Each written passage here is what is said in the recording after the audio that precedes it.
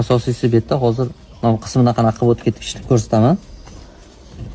Shu joyini ko'rib olsalaring, bo'ldi yag'ib to'g'risi.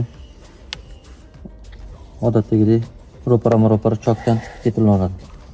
Mana oxirgisini 2 marta o'tkazib oldim. Ko'rgan bo'lsalaring, o'sha bitta chokdan 2 marta o'tkazib oldim. 2 marta o'tkazib olib turib, orqa choklarni o'ziga tiqib chiqamiz. Sherizading ikkitadan bitta tiqib qo'ysak bo'ladi. O'zidan o'tkazamiz-da. O'zidan o'tkazib, o'sha bu tarafga yetib kelamiz. Mana yana ochiq tarafga keldik, yetib keldik.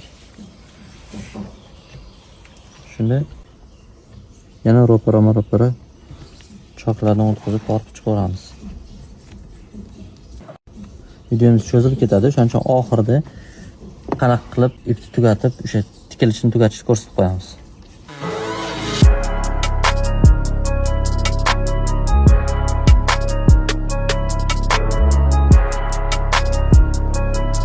Oxirgi chokimiz. Buni iloji bo'lsa 3 marta o'tkazib olamiz.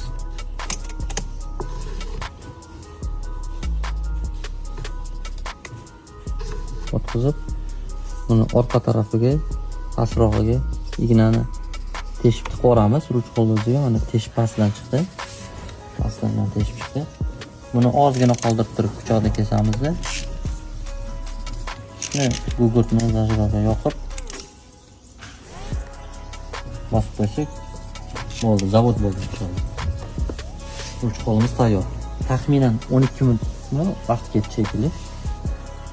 Sizlarda balkim 25 minut, yarim soatgacha vaqt ketadi. Sizlarda o'zlaring ko'rsalaring bo'ladi. Mujon tayyor bo'ldi, xudo xolasa. Bo'ldi aka. Rahmat.